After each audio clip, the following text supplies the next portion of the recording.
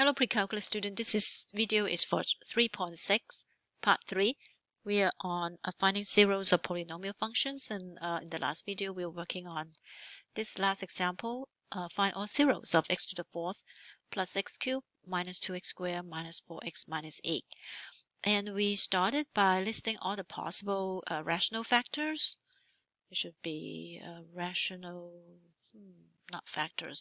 zeros. Which is the ratio of the factor of the constant term over the ratio of the leading term. So the constant term is negative x, so it would be plus and minus 1, 2, 4, and 8.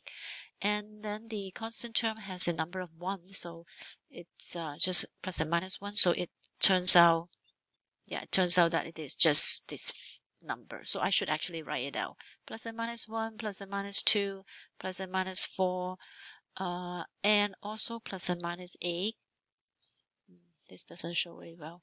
But the bottom is plus and minus 1. So after you divide it, it's just this 4 number. And then we pick 1, it doesn't work. And we pick 2, so the remainder is 0. So x minus 2 is a factor. And we write it this way.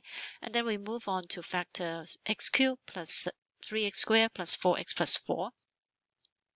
This x cubed is not factorable, so we list the rational zero for this new one. So you don't have to go back to the old one.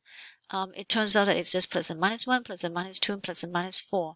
And we picked negative 2 to try, and we were working on it. So you do not need to do negative 2 for the old one, because then you would not know the quotient, right? So you would do the negative for the other factor that you just found.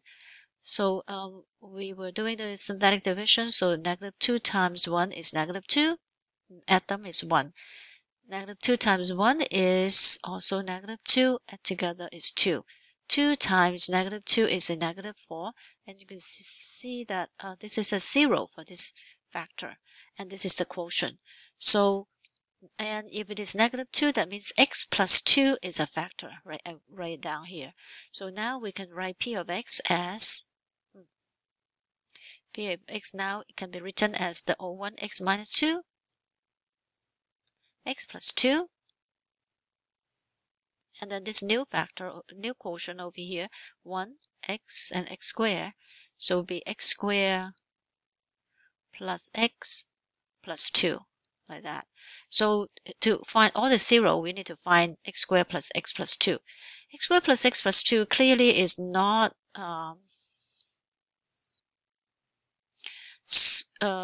factorable, so to solve 0, so we have to do quadratic formula. A is 1, B is 1, C is 2. So x is equal to negative b plus or minus b squared. 1 minus 4. A is 1, C is 2, all over 2a. So it turns out that x is negative 1 plus or minus negative square root 7 over 2. But square root 7 can be written as a complex number, negative 1 plus or minus I root 7 over 2, right? So this is the 2, 1, and then the other ones are the one that we have earlier, 2 and negative 2.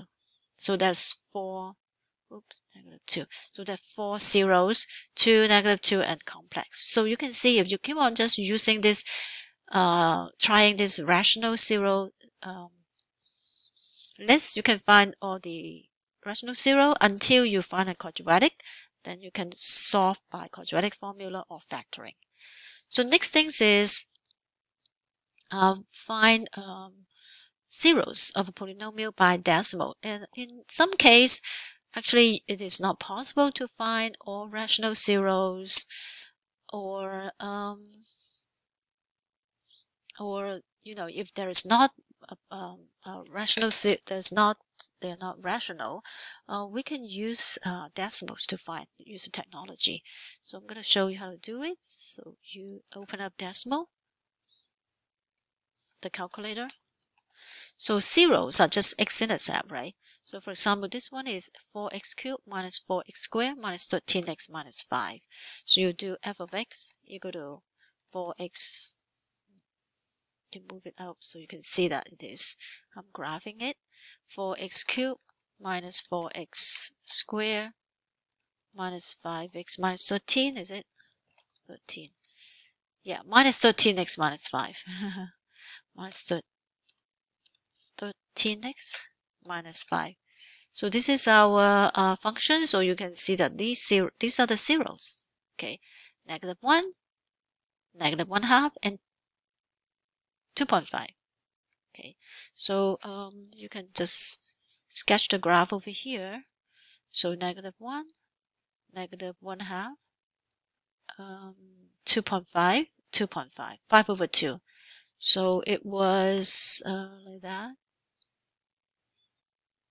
Okay, so the zeros are x is equal to -1, x is equal to -1/2, and x is equal to -5/2, which is, oh no, positive 5/2, 2.5. Okay, so that's how you do. So we will work on polynomial inequality in the next video.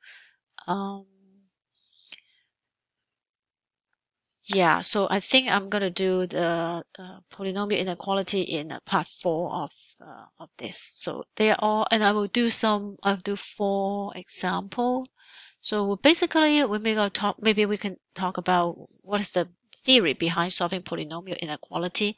If it's a linear inequality, we can just solve it and then graph it on the number line, right? Anytime you have a nonlinear inequality, either rational inequality or quadratic, or sometimes actually more.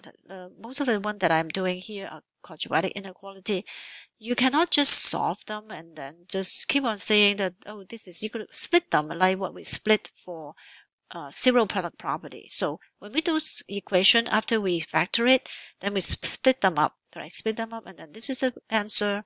But in nonlinear inequality, we would solve them as if we are solving equation, but those zeros would be the key point, the key numbers for determining test intervals. So in order to do inequality, we actually do test points. And then those zero that we found actually are the number to divide the number line into test intervals. So so we never split them up and then just get the answer. You have to do test point. Okay, so and then the solution is the union of all the intervals. So we'll do it in the next video.